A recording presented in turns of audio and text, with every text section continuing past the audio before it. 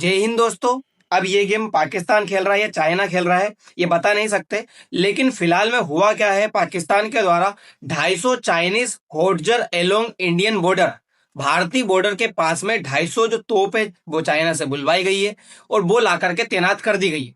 ये 250 तोप की अगर आप क्षमता देखोगे तो 72 किलोमीटर तक ये मारा क्षमता है इसकी। यानी कि जो भारत के पास में K9 ब्रज है वो सिर्फ 40 किलोमीटर तक मारक क्षमता है उसकी। तो पाकिस्तान ने इसका तोड़ निकालने के लिए ये 72 किलोमीटर तक मारक क्षमता वाला तोप अपने यहाँ पे ला करके लगाई है। अब ये बुलवाई है चाइना से। तो चाइना क्यों पाकिस्तान को इतनी हेल्प करने में लगा हुआ है अभी अभी में? हम जानते हैं पाकिस्तान की हेल्प बहुत पहले से कर रहा है, लेकिन अभी अभी में भारत और चीन के रिश्ते थोड़े ज्यादा खराब होते हुए दिख रहे हैं। क्योंकि मैंने आपको कल ही बताया था कि LAC के पास में चाइना के द्वारा 12 स्टेल्थ टेक्नोलॉजी से युक्त फाइटर जेट तैनात किए गए हैं। अब पाकिस्तान की सीमा के पास में भी इस तरह की तोप जो है तैनात की जा रही है। इसका मतलब क्या है? इसका मतलब है कि चाइना दो फ्रंट से भारत के साथ में तैयारी कर रहा है लड़ने की। क्या भारत और चाइना के बीच में बड़ा युद्ध होने वाला है? क्योंकि सिचुएशन इसी तरह से क्रिएट हो रही है। अब ये देखिए, ये रही वो तोप जो पाकिस्तान के द्वारा 250 तोप बुलवाई गई है और LOC के पास में लगा दी गई है। इसकी मारक क्षमता 72 किलोमीटर तक है। भारत के पास में इतनी मारक क्षमता वाली अभी के हालत में जो LOC के पास में लगाई गई तोप है वो नहीं है। उसकी क्षमता सिर्फ 40 किलोमीटर तक है। यानी कि सिर्फ पाकिस्तान के एरिया में 40 किलोमीटर तक जाकर के ये मारक क्षमता जो है कर सकती है। ये आप देख सकते हैं, ये जो 12 फाइटर जेट है चाइना के द्वारा लगाए गए हैं, वो फाइटर जेट LAC के पास में तैनात कर दिए गए। आप इस तस्वीर में देख सकते हो, भारत के द्वारा सैटेलाइट से ली गई ये तस्वीरें हैं, जिसमें देख सकते हैं आप J-20 स्टेल्थ टेक्नोलॉजी से युक्त है। यानी कि रडार में पकड़ में नहीं आ सकते। इस तरह के फाइटर जेट चाइना के द्वारा भारत की LAC पर तैनात कर दिए गए हैं। इसमें आप देखिए हो क्या रहा है। ये दोनों के दोनों जो आसिफ मुनीर और शहबाज शरीफ है, इनकी इतनी औकात नहीं है कि भारत से लड़ सके। इनकी पूरी पूरी सपोर्ट, पूरी पूरी हेल्प अगर कोई कर रहा है तो वो सी जिनपिंग यानी कि चाइना कर रहा है। और चाइना क्यों कर रहा है? क्योंकि चाइना भारत के कुछ बयानों से अभी फिलहाल में बौखलाया हुआ है।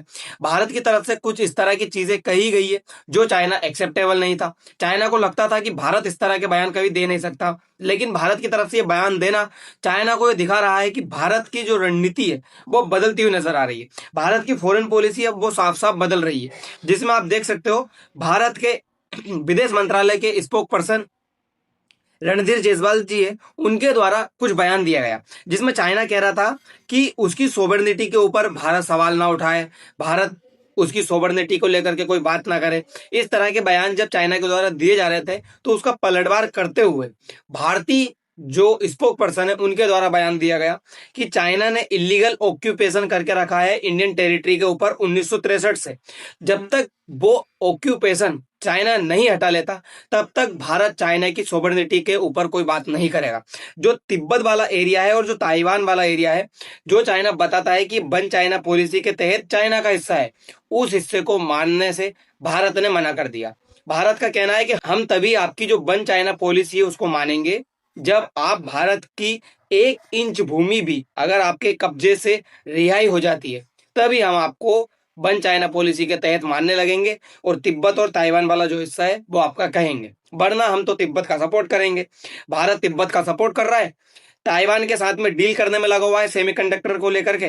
भारत की पूरी चर्चा हो रही है कि ताइवान के साथ में मिलकर के सेमीकंडक्टर बनाया जाएगा। इसमें चाइना को बाईपास कर दिया गया, चाइना से कोई बात नहीं की गई।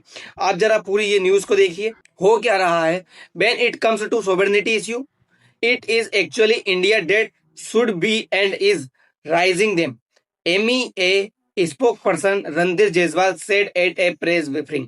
हमने क्लियर कहा है कि अगर बात सोवरेनिटी की करोगे तो आप पहले हमारी सोवरेनिटी का ध्यान रखिए। आप हमारे हिस्से के ऊपर कैसे कब्जे में लेकर के बैठे हो और फिर कहते हो सोवरेनिटी, कि ये सोवरेनिटी है। तिब्बत जो है वो चाइना का एक सोवरेनिटी एरिया है। कैसे है चाइना का सोवरेनिटी एरिया? तिब्बत खुद एक सोवरेनिटी एरिया था जिसके ऊपर आपने 1950 में कब्जा करके रखा हुआ है।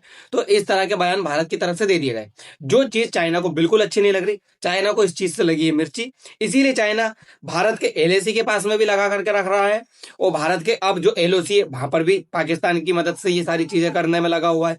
हो सकता है दोनों फ्रंट से चाइना भारत की जो एयरफोर्स है उसके ऊपर प्रेशर बनाना चाहता है, भारत की जो जल सेना थल सेना है उसके ऊपर प्रेशर बनाना चाहता है। चाइना चाहता है भारत की सेना प्रेशर में आए जिससे कुछ इस तरह का काम करे जिससे वो दुनिया को ये बता सके, यूएन को ये बता सके कि भारत वो कंट्री है जो खुद एक्शन लेता है। भारत की जो नीति है ना, no first use, no first attack, Bharat खुद की तरफ से कोई हमला नहीं करेगा, वो नीति को चाइना डिस्ट्रॉय करना चाहता है, बताना चाहता है दुनिया को कि भारत इस तरह का शांति अमन का देश नहीं है। दूसरी तरफ हुआ क्या, जयशंकर साहब की तरफ से एक बयान दिया गया। जयशंकर साहब ने कहा कि भारत और चाइना के रिश्तों के बीच में जो वार्तालाप है, वो वार्तालाप अब तभी की जाएगी, भारत और चाइना के रिश्तों को लेकर के स्टेबिलिटी तभी आएगी जब चाइना जो बॉर्डर पर वॉयलेंस कर रहा है वो वॉयलेंस करना बंद कर दे। यानी कि भारत और चाइना के बीच में बॉर्डर इश्यू जब तक चल रहा है, बॉर्डर डिस्प्यूट जब तक चल रहा है, तब तक भारत और चाइना के रिश्ते सामान्य नहीं हो सकते। भारत और चाइना के रिश्ते तभी सामान्य होंगे जब भारत की टेरिटरी को चाइना रिलीज करेगा, छोड़ेगा। यानी कि साफ है, जब तक अक्साई चीन के ऊपर चाइना का कब्जा रहेगा तब तक भारत और चाइना के रिश्ते अच्छे नहीं हो सकते। अक्साई चीन पे से चाइना को भारत की टेरिटरी पे से कब्जा हटाना पड़ेगा, तभी भारत और चाइना के रिश्ते सामान्य होंगे। और दूसरी तरफ जयशंकर साहब का कहना है कि अब हर बार रिश्ते सुधारने की पहल है वो हम नहीं करेंगे। अब चाइना अगर चाहेगा रिश्ते सुधारना तो चाइना की तरफ से पहल की जाएगी, भारत की तरफ से कोई पहल नहीं होगी। इस तरह का बयान जयशंकर साहब के द्वारा दे दिया गया। दरअसल हुआ क्या, जयशंकर साहब की मुलाकात मनीला में वांग यी से होती है और वांग यी से होने के बाद जयशंकर साहब इस तरह के बयान देते हैं, तब ये चीजें बाहर निकल के आती है। दरअसल हो क्या रहा है, चाइना क्यों बौखलाया हुआ है, क्योंकि अभी फिलहाल में तिब्बत जो है फ्री की मांग करने में लगा है। तिब्बत की तरफ से इतना फ्री की मांग की जा रही है, यूएन के सामने हेडक्वार्टर है जो न्यूयॉर्क के अंदर, वहां पर तिब्बती लोग बैठे हैं, 160 से अधिक लोग आत्मदाह कर रहे हुए हैं। वो बता रहे हैं यूएन को कि तिब्बत कितना ज्यादा परेशान है चाइना के अत्याचार से। जो सिंजियांग प्रोविंस में चाइना की तरफ से अत्याचार किया जाता है उइगर मुसलमानों के ऊपर, वही का वही अत्याचार चाइना के द्वारा तिब्बती लोगों के ऊपर किया जा रहा है। इसीलिए तिब्बती लोग न्यूयॉर्क के अंदर जो यूनाइटेड नेशन है उससे गुहार लगा रहे हैं, उससे कह रहे हैं कि हमें रिलीज करवाए, हमें चाइना के इस अत्याचार से दूर करवाए। हम चाइना का इतना ज्यादा अत्याचार सहन नहीं कर सकते, इनके ऊपर इतने बेरहमी से चाइना जो है बर्बर तरीके से अटैक करता है, इनको मारने की कोशिश करता है, इनका दमन करता है कि ये लोग अब बेचारे झेल नहीं पा रहे हैं, इसीलिए यूएन के अंदर चले गए हैं। दरअसल होता क्या है, 1950 के अंदर चाइना तिब्बत वाले एरिया को अपने कब्जे में ले लेता है। उसके बाद भी चाइना इसमें रुकता नहीं है। चाइना उस समय पे कहता है कि मैं तिब्बत का डेवलपमेंट करूंगा, मैं तिब्बत के अंदर इंफ्रास्ट्रक्चर बढ़ाऊंगा, सड़कें बनाऊंगा। चाइना सड़कें बनाता है, इंफ्रास्ट्रक्चर डेवलप करता है, लेकिन फिर उन्हीं सड़कों के ऊपर वेपन्स भेजता है, उन्हीं सड़कों के ऊपर चाइनीज टैंक भेजता है, यानी कि लोगों का दमन करने के लिए। चाइना के अंदर ये तिब्बत वाला जो एरिया है, यहाँ पे क्या है, बौद्ध भिक्षुओं का दारुंगला एक एरिया है जहाँ पे सबसे ज्यादा एशिया के अंदर शिक्षा दी जाती है बौद्ध भिक्षुओं को, उसको डिस्ट्रॉय कर रहा है चाइना। चाइना का मानना है कि मैं पूरी तिब्बती कल्चर है उसको डिस्ट्रॉय कर दूंगा, खत्म कर दूंगा, जिससे आने वाली जो पीढ़ी है उनको पता ही नहीं रहेगा कि ये एरिया में या तिब्बती लोगों को कोई शिक्षा दी जाती थी दलाई लामा के लिए, दलाई लामा की तरफ से, और उनके अंदर कभी भी वफादारी तिब्बत के प्रति नहीं आएगी। वफादारी उनकी अगर रहेगी तो वो रहेगी सिर्फ चाइना के प्रति। इसीलिए चाइना इस तरह का काम करने में लगा हुआ है। 1950 में चाइना यहाँ पे कब्जा करता है, उसके बाद भी चाइना सीधा नहीं बैठता है। चाइना के द्वारा यहाँ के जो रहने वाले दलाई लामा है उनको नुकसान पहुंचाने के लिए काम किया जाता है। चाइना क्या करता है, चाइना इन दलाई लामा को यहाँ से कहता है कि आप इस तरह के ज्ञान मत दीजिए यहाँ के लोगों को, यहाँ के लोगों को शिक्षाएं मत दीजिए। मैं अगर कोई शिक्षा दूंगा तो मैं दूंगा मेरी तरफ से, चाइनीज एडमिनिस्ट्रेशन की तरफ से शिक्षा दी जाएगी। इस तरह के काम किया जाता है तो वो परेशान हो जाते हैं। वो परेशान होकर भूटान आता है, भूटान से फिर वो अरुणाचल प्रदेश आता है, अरुणाचल प्रदेश में कुछ समय के लिए रुकते हैं और फिर जो है उनको हिमाचल प्रदेश शिफ्ट कर दिया जाता है और वो अब हिमाचल प्रदेश में रुके हुए हैं। इसीलिए चाइना भारत से ज्यादा रार लेकर के रखा हुआ है, क्योंकि भारत चाइना की अब आए दिन उस तरह की जो मोनोपोली चल रही थी, चाइना जो चाहता था कि भारत वन चाइना पॉलिसी को मान करके रखे, ताइवान वाले मुद्दे पे ना बोले, तिब्बत वाले मुद्दे पे ना बोले, तो भारत उस मोनोपोली को तोड़ रहा है, भारत उस रणनीति को बदल रहा है। चाइना को लगता था कि भारत कभी भी बोलेगा नहीं चाइना के खिलाफ, लेकिन अब तिब्बत फ्री की जो मांग चल रही है, भारत इसमें तिब्बत वालों के साथ में बोल रहा है। भारत कह रहा है कि चाइना की तरफ से गलत किया जा रहा है। ये जो बच्चे हैं इनके सपोर्ट में भारत खड़ा हो चुका है। चाइना के अंदर जो एथिंक यूनिटी लॉ चलता है, उस एथिंक यूनिटी लॉ के खिलाफ भारत खड़ा हो चुका है। यह है एक काला कानून। इसमें जो बच्चे हैं तिब्बत के, उन छोटे छोटे बच्चों को जबरदस्ती मंदारिन सिखाई जाती है, बोर्डिंग स्कूल में दाखिल किया जाता है उन बोर्डिंग स्कूल में भेज करके इनको जबरदस्ती चाइना अपनी जो लैंग्वेज है, अपनी जो संस्कृति है, वो सिखाने में लगा हुआ है, जिससे कि ये बच्चे तिब्बती संस्कृति भूल जाए, तिब्बती कल्चर भूल जाए और चाइना के प्रति वफादार हो जाए। जिस तरह से चाइना बातें करे उसी तरह से ये करे, चाइना के लिए ही रहे। ये आगे चल करके कभी भी तिब्बत जो स्वतंत्र कंट्री है उसकी लेकर के मांग ना करे, और ना इनको कभी पता रहे कि तिब्बत एक स्वतंत्र कंट्री हुआ करता था। इस तरह की चीजें चाइना के द्वारा की जा रही है, तो भारत इनके खिलाफ है। भारत इन बच्चों के साथ खड़ा हो गया और इस लोगों के खिलाफ खड़ा हो गया, तो चाइना को और ज्यादा मिर्ची लग गई, इसीलिए चाइना ये सारी चीजें कर रहा है। दूसरी तरफ चाइना को सबसे ज्यादा बुरा लग रहा है भारत जो FCRA अमेंडमेंट बिल लेकर के आ रहा है, इससे हो क्या रहा है, भारत की संसद में कह दिया गया है कि अगले हफ्ते ही हम हमारी संसद में FCRA अमेंडमेंट बिल को पास करवा देंगे। और ये बिल को रोकवाने के लिए चाइना ने बहुत कोशिशें की। मिजोरम में भी जो है प्रोटेस्ट करवाए, यहाँ तक कि जो ईसाई मशीनरीज है वो पूरी की पूरी सड़कों पर आ गई। उनका कहना है कि हम भूख हड़ताल करेंगे, ये बिल पास होना नहीं चाहिए। उसके बाद भी ये बिल पास हो रहा है, तो ये चीज चाइना को बुरी लग रही। इसीलिए चाइना को लग रहा है कि भारत उसके हाथ से निकल रहा है, मतलब भारत की रणनीति उसके हाथ से निकल रही है। हो क्या रहा है, भारत सुन नहीं रहा अब चाइना की, भारत डर नहीं रहा चाइना से। जो चाइना दबदबा बनाना चाहता था भारत के ऊपर, वो दबदबा बन नहीं रहा है। इसीलिए चाइना को प्रॉब्लम बहुत हो रही है और चाइना जो है गुस्साए हुए इस तरह की हरकतें कर रहा है।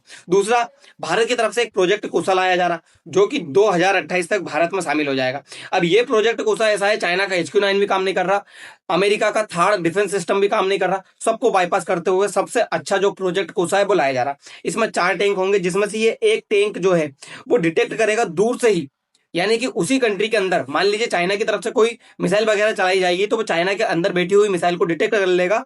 और 360 व्यू है इसका, यानी कि चारों तरफ से डिटेक्ट करता ही है। ऐसा नहीं है कि सिर्फ एक ही दिशा से आने वाली मिसाइल को ही जो है बीच में डिस्ट्रॉय करेगा, सभी तरफ से डिस्ट्रॉय कर सकता है। तो चाइना से अच्छा, HQ9 से अच्छा जो है एयर डिफेंस सिस्टम बनाया गया है भारत के अंदर, ये चाइना को अच्छा नहीं लगा, इसीलिए चाइना को और प्रॉब्लम हो रही है और चाइना ये सारी चीजें कर रहा। सबसे बड़ी प्रॉब्लम चाइना को हो रही है तो ये मलक्का स्टेट भारत की तरफ से ब्लॉक की जा रही है।